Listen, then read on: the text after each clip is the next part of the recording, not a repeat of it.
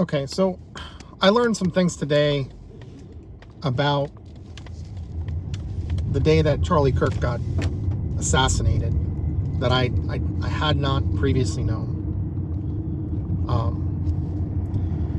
That's really taken me back, to be honest. I did not know that his wife and his kid, I'm sorry, I don't know his family dynamics. I don't know if he has more than one kid, but they were there. They watched as their dad was assassinated in a really gruesome way.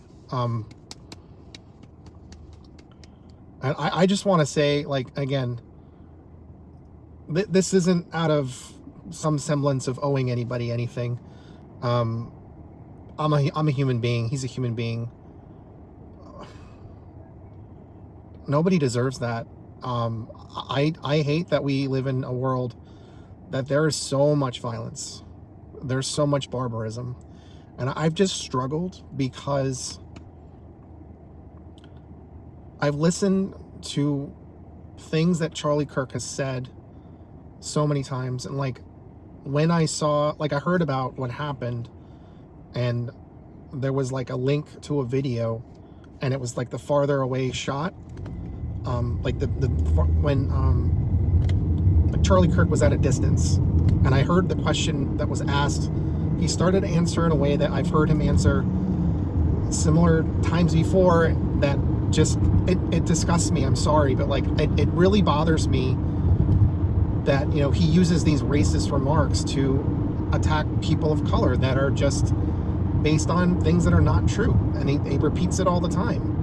And he repeated it for one final time, didn't really finish answering, and then he shot. And I heard the shot, I saw it, I saw the impact, and then that video kind of cuts off right away, and I had to put the phone down. And so the first thing I heard was what brought up all the frustration that I have, because like, it's not about just a difference of opinion. Like, I wish, honestly, I really do, I wish that people across the political divide could get together on issues and work towards solutions, but I just don't know how we do that when, like, I've been exposed to people on the right for over a decade now.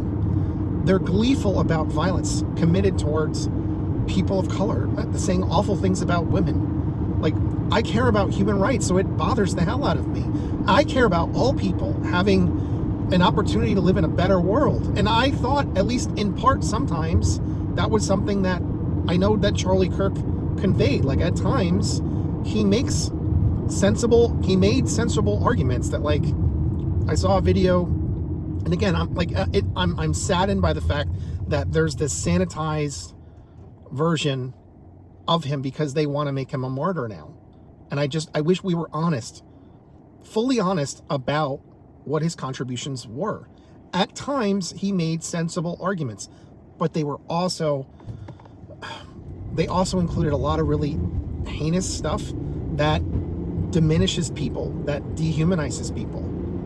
And I cannot condone that. I do not condone the violence. It breaks my heart that people are going to be changed forever because of this. People that were there that day, that were there to have a spirited debate, and then that got cut short, and we'll never get that opportunity again to debate the ideas. And I agree with debating the ideas, but it's not as simple as he had different opinions. There was a lot of hate that he put out there, and there was a lot of encouragement of violence. Like, he said that the 1964 Civil Rights Act was a mistake. I don't know fully what he means by that, but that's kind of a terrible thing to say, to be honest. I mean, if I'm wrong, if he had some idea on how it could have been improved for the betterment of other people, but based on what I've understood about him, like, he doesn't really want an equal system. He seemed to want white men to be on top. He valued the patriarchy. He valued these, like, quote unquote traditional, but not just that. It was like the Christian nationalism, which is a really dangerous ideology.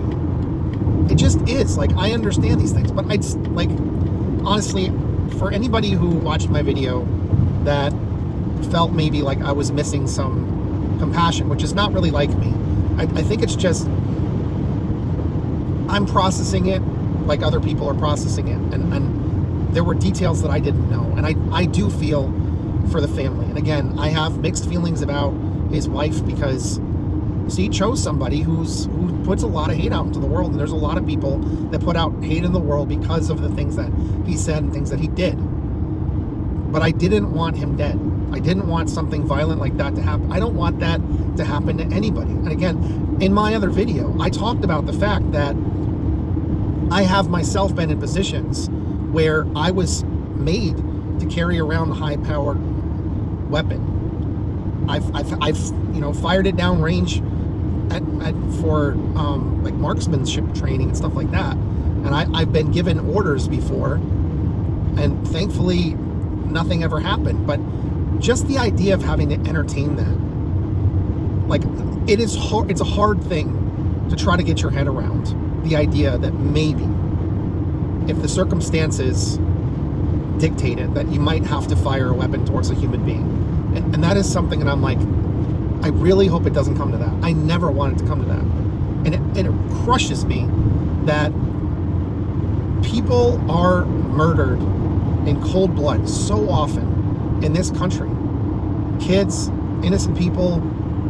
And the weird thing now is I'm not sure what's going on. Like, I've been worried about the fact that there's something going on and happening to people because of effects of social media. Like, I've asked myself the question before, like, what is going to happen? What are the potential negative effects of people being so exposed to things that enrage them? And like, thinking about it from like a cognitive behavioral perspective, a psychological perspective, I worried that it would like desensitize us in some ways, but also potentially activate us more in other ways. And I'm like, what is that going to do to potential external events? And the only answer I could come up with is it probably makes those things more likely. And then this particular person, from like what we've learned so far, like, he wrote like memes, like sort of gamer, like, he seemed to be very, very online, and apparently like he is a groiper. And like, I've only heard like little bits of stuff about the groipers and Nick Fuentes and his whole project, and that's pretty alarming too. We don't know yet what the motives are, and we know it's like a pretty like MAGA family, and we've seen that so many times before. Like, there's been so many Trump supporters that have engaged in gun violence. Like, they're pretty sure that was it Matthew Cook, I think, was a Republican, and he just wanted like notoriety, and it didn't necessarily have to do with Trump himself. Like, he would have, I guess the plan was to take out any like high profile person if they were in his area around the time where he chose to do it. Like, it's just so senseless, and it really bothers me that like things are getting worse, and I wish we could come together. I don't want that. Like, I want a better life for everybody across the political spectrum. I want you guys to have, like a place you live that you love to live there, and then like have like a beautiful home to raise your family, whatever configuration that suits you, that people that you love. And I want you to have a meaningful life. I want you to have a place, like, a job that you enjoy for the most part. Like, jobs are jobs. Like, it's not always going to be satisfactory, but at least hopefully it's better for you, and that you get paid well enough to have a good life, that you have health care, that you're able to send your kids. Sorry, my phone got too hot. So I was trying to say the kinds of things, like the reforms from someone on the left. I think I'm more or less like a democratic socialist, but I don't really like labels. at the end of the day, I'd like people to be able to get together, and I'm just worried right now. We seem to be so divided, and there's so much pretty violent rhetoric. Like, you gotta understand something. Like, as someone on the left who is already gonna face so much venom from people on the right, people who don't know me, people who really don't know what I believe aside from what I'm saying here. They don't know. Like, I've served my country, I served my community, I have my own small family, and I believe in being good and decent to people. And essential parts of what I do for a living like require me to have deep empathy, to be inquisitive, to try to understand people so I can help them with the things that I need to help them for my job. And like, I have, for the most part of my like professional career spanning my life, like I have served in a lot of roles that are about, human services, helping other people. And like, in some ways I would expect that like right-wingers might be able to identify with that if they believe in strong family values, if they believe in having community. And like, we have a little bit difference of perspective about like where you have community. Like, I don't get involved with the church, but I'm happy to find community in other ways. Like, for me, it's like, and I have good relationships with people at work. I have my girlfriend's friends and stuff, and I'm kind of I'm somewhat of an introvert, even though I like do content on here, which apparently is about to be jeopardized completely after tomorrow with the TikTok updates to community guidelines, as far as I understand it. So please check me out on my other socials like Blue Sky, Substack, YouTube, Instagram, Facebook, and my Patreon. The Patreon was meant to be like a way for people, if they want to support me, they can. No big deal if you don't. It's supposed to be a connection space, a safe place for people that really need community. That's the plan anyway, and it's supposed to be somewhat like social algorithm proofed.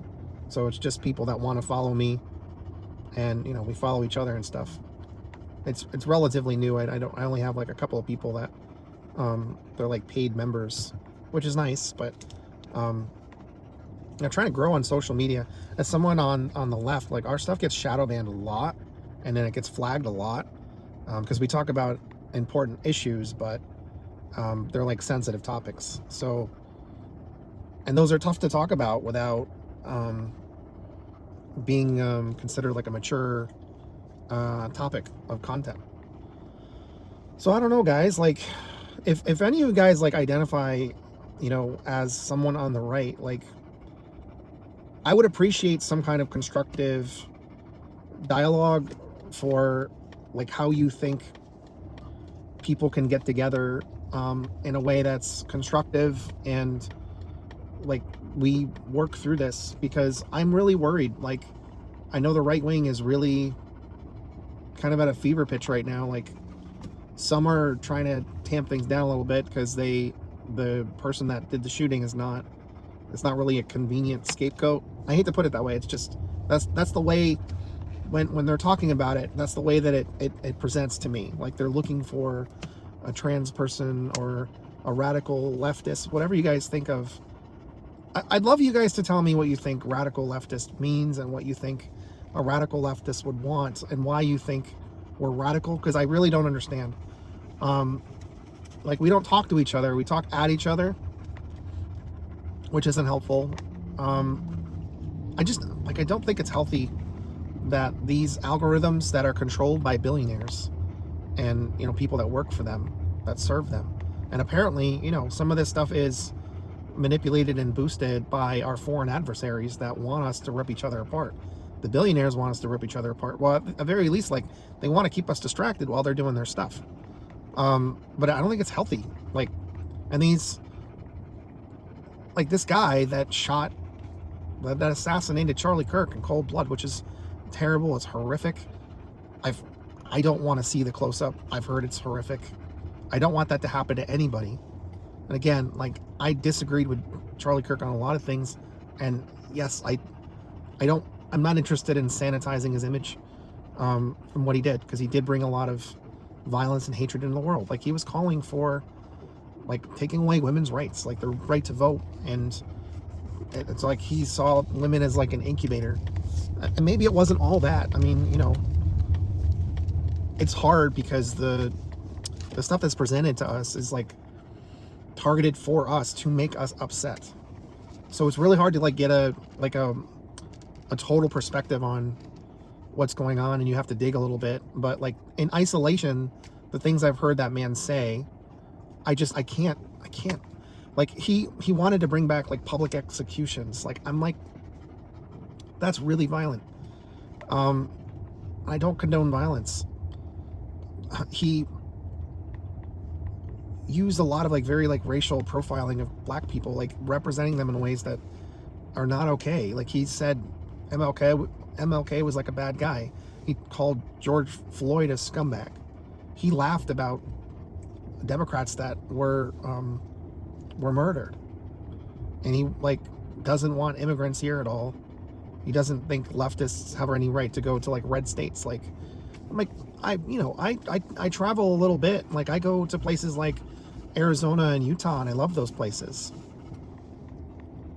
Like, we have to figure this out. We have to. And I'm not here to hurt anybody. I'm here to like all the time I am trying to solve problems to make things better for people. And it pisses me off that people on the right like villainize people like me. Like, I'm doing something wrong, and I'm like, how? Because I disagree with the violent things you say and the hateful things you say. Like, you guys like have antagonized the left for over 10 years.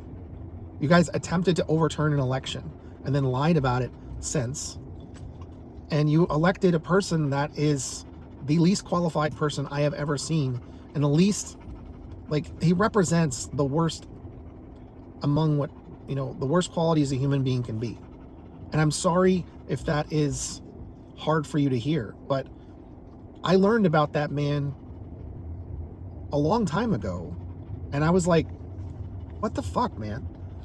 And the image that was portrayed of him on like The Apprentice is like, that's not who he is. That was like heavily edited. The guy, I don't want to go down that road. Like, it's just, the Trump stuff is just, it's exhausting.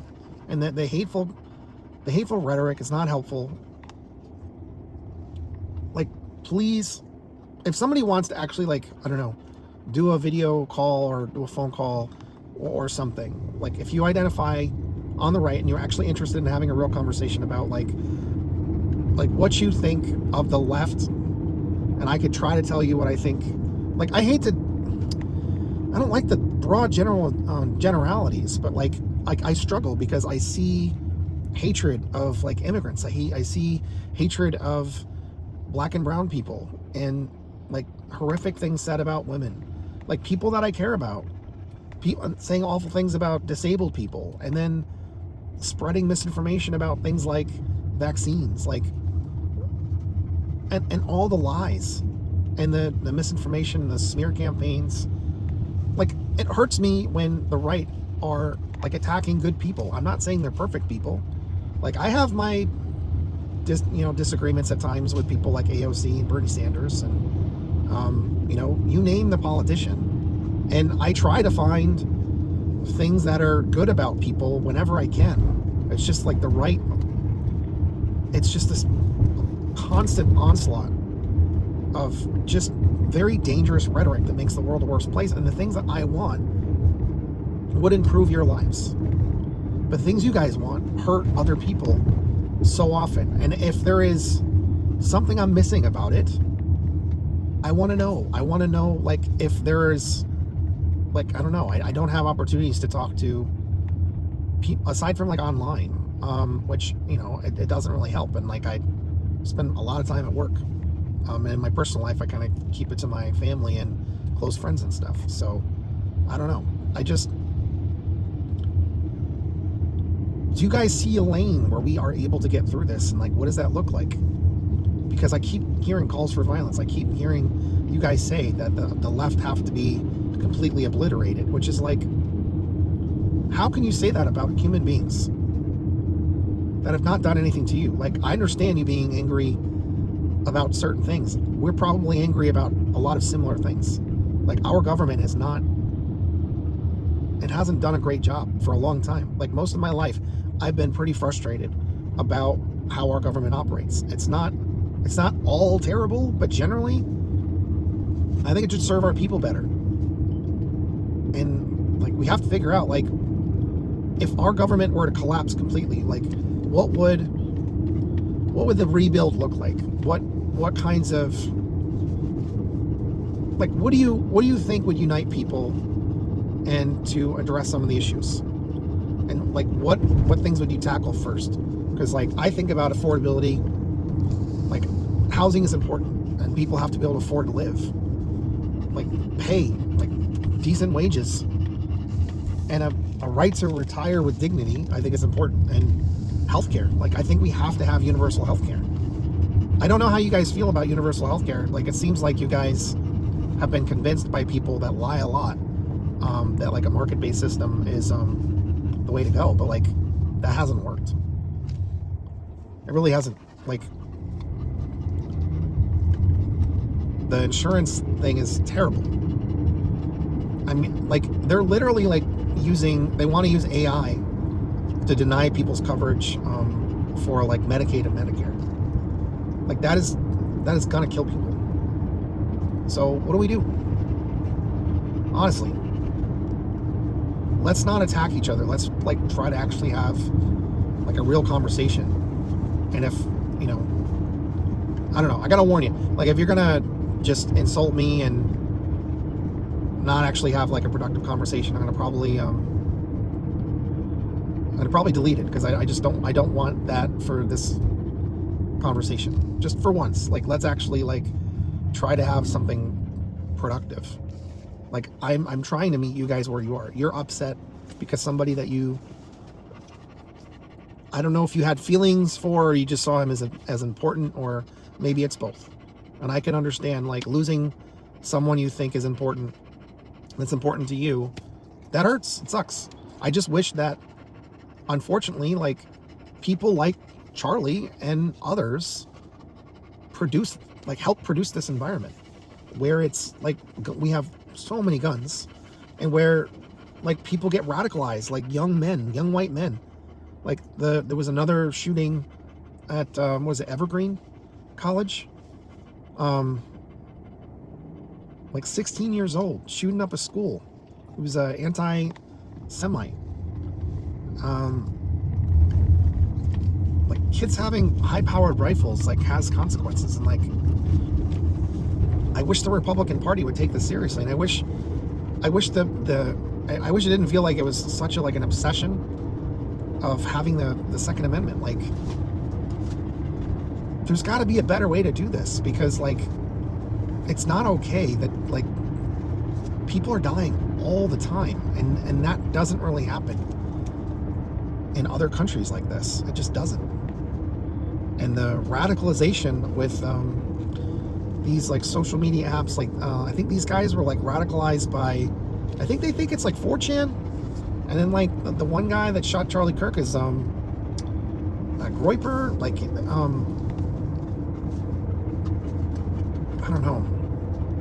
I don't know what to say. Like, I feel so bad for Charlie Kirk's kid and the people that were there. And, you know, Charlie Kirk didn't, like, you know, I don't agree with him. I didn't agree with him on a lot of things, but he didn't deserve to get shot in the neck and killed. It's horrific. Absolutely horrific. Like, and I'm sorry. I got very angry just because, like, it's a raw thing.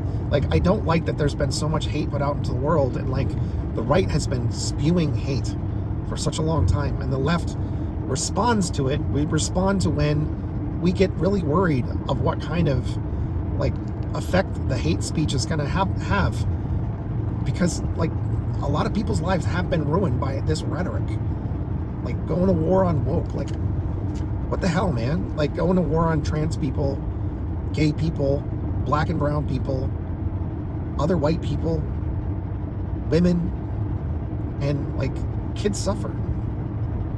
Like, I was hoping Uvalde would be like a turning point, because that was like just a mind trip, man. Like, there was so many police. It was like 400 of them or something. They got body armor, high-powered weapons, and they were scared. They were scared of a young guy who cornered a bunch of kids and teachers, and they didn't want to go in there. And I'm like, what does that tell you when cops, who, you know, they're trained marksmen, they train in tactics, and I wish the cops didn't have to be confronted with this stuff. Like, I can't imagine being a cop in this country. Like people get mad at the left because we say things like defund the police, and like, I get if you're like on the right, like you might be really triggered by that, but really all it means is like we have to figure out how to use our resources better to actually address the crimes. And like, a lot of times it's just, we need to reinvest resources in the community so people get the supports that they need, and you eliminate some of the factors that contribute to violence and crime. Like, we have to deal with wealth inequality. We have to make sure people get services. We have to make sure that people can stretch the money that they have if they're working. And if they're not working, we need some kind of supports so it's enough to get them back into the workforce. And if they have mental health issues or drug issues or whatever, that we help them. And not everything is like police get tasked out to do like a lot of stuff that they're not really trained to do, and it's not really fair to ask them to do it. And we're setting them up for failure if we're asking them to do things that it doesn't really make sense within their roles. Like, I know people laugh about this, but like, some of the calls, like, you can talk to the police. Like, sometimes things could probably be handled by a social worker in some way, or a mental health counselor or something. Not all the time. Like, not everything like calls for that. And I know they're dicey situations. I've worked in risky environments, not I mean, aside from the military, not usually like a lethal, potentially lethal scenario, but I've worked in some pretty damn dangerous situations. And like, you want to have the people that have the tools to respond. I don't know. I want us to have a space where we all come back together somehow. And like, if there's any chance at all, and like, I know I can't like convince you guys out of your beliefs, because that's something you're really committed to. That's not what I'm trying to do. I'm just trying to figure out like where we can find some kind of ground to actually have a conversation that's not like us attacking each other. And I mean, honestly, like, I wish I could have like a group of like, I don't know, 5 to 10 people that identify as on the right, to like try to develop some tools and strategies to like generate constructive conversations with people. And like, I'd like to have a model or multiple that makes sense to you guys and people like me on the left, where we can, I don't know, hopefully help our lawmakers, help our leaders bring people back together again. Because last I checked, like that's part of what government is supposed to do, like what our leaders are supposed to do. But like, we can't do that if people are saying like this side needs to be exterminated. It's like, I can't understand why somebody would say that about someone like me, unless they believe things that are not true about me. And I wouldn't ask you to accept me thinking things about you that aren't true. I don't want to do that. I want to have a conversation. And I know like this is a bigger project. And I don't know, I got a decent skill set, but I haven't messed with this in particular. Like, I was trying to promote media literacy and things like that through tools, but it's a bigger issue than that. We got big problems, and we have to figure them out together. And everybody needs to have a say in that, some kind of contribution that makes sense. No judgment. I don't know. Hopefully I'll see some of you guys okay to step up and have the conversation at some point. All right, I gotta go. Bye.